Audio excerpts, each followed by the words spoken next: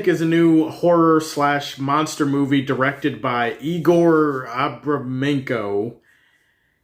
Okay, listen, I'm not gonna lie, I am a lazy and ignorant American, and you guys already know that I am horrible with names on this channel. I butcher names all the time, so I took one look at the list of the cast on IMDb for this movie, and I gave up. I said, no mas, I checked out. I said, nope, I can't do that. Not to disrespect the people involved in this movie, but I am going to leave a little brief blank spot right here so that you can see all the names, because you knew good and damn well that I wasn't going to get these names. You knew that before you clicked into this video, probably. Sputnik, like I said, is a new monster movie. It's on VOD. I think it was released on IFC Midnight, and it may have been a few months ago. I'm just now getting around to seeing this movie. Sputnik takes place in 1983, and it's about this young doctor who gets invited to this secluded research facility so that she can research this cosmonaut who recently landed back on Earth. Cosmonaut brought a passenger from space with him to Earth, and so her job is to assess this guy and to study this parasite that is attached to him and to try to find a way to separate him from the parasite. And along the way, shenanigans ensue of the monster variety, which of course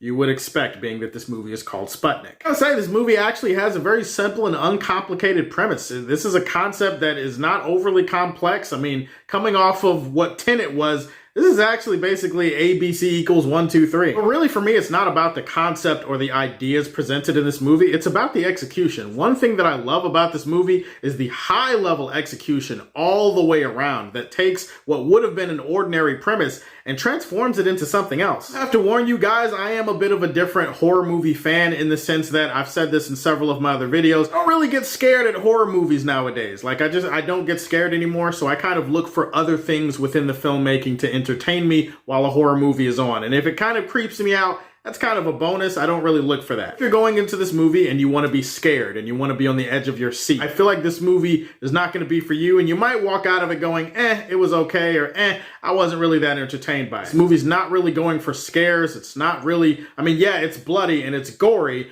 but again, it's not really that scary. Really, this is a movie that has several different styles and aesthetics to it that would remind you of different genres. I mean, yeah, it's a horror movie. It's also a straightforward monster movie. It's kind of psychological in the sense, so in that way you could look at it like it's a psychological thriller. Then there are other parts of this movie that feel like a straight up art house character study type of film. Like, there's definitely parts of it that are slow burn. Performances in this movie are incredible. I loved all of the performances in here. Everybody does such a kick-ass job. The main actress, who again, I can't remember her name, except I know she was in Born Supremacy.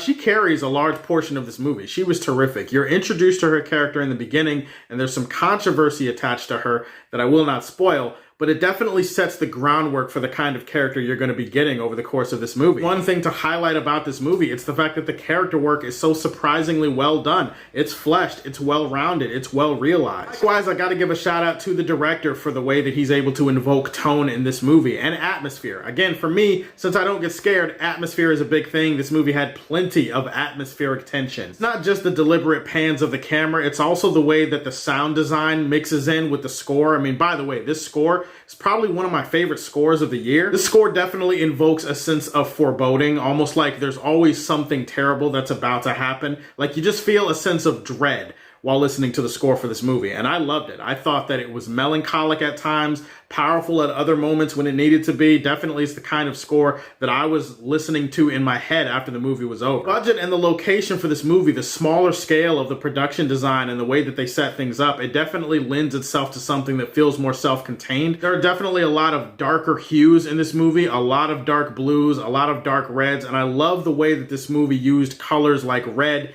and the way that it emphasized shadows and contrast. It does have kind of an idea about the things that we hold on to, the things that we are attached to, and the things in our past, the trauma that is also attached to us. This movie does have something a little bit interesting to say about that. As far as the movie itself, you could definitely argue that it's an amalgamation of a bunch of different films that are kind of thrown together. You watch this movie, definitely going to get a few different vibes off of this movie depending on what you've seen. I mean, you might feel some Alien in here, you might feel a little bit of The Thing. I don't know, you could just go through the list. There's probably a whole bunch of horror movies that you're going to be able to pick up the vibe from watching this movie. Well, I would say that that's not necessarily a bad thing, that they took a little bit from these movies and kind of tried to make something their own. At the same time, you're going to be watching this, and you're going to be like, okay, this is very familiar. Definitely some cliche aspects to the story and some cliche aspects to, I think, one of the characters in this movie that I won't spoil, but he's kind of the antagonist of the whole thing. Beyond that, I thoroughly enjoyed this movie way more than I thought I was going to. It's so well made. It's so well executed. It's a movie that's an engaging and engrossing character study that I could get down with. So Sputnik, against all odds, is going to get the highest rating on my channel of Superman Prime. If you have a chance, check out this movie on VOD, and depending on what your taste is in horror and monster movies,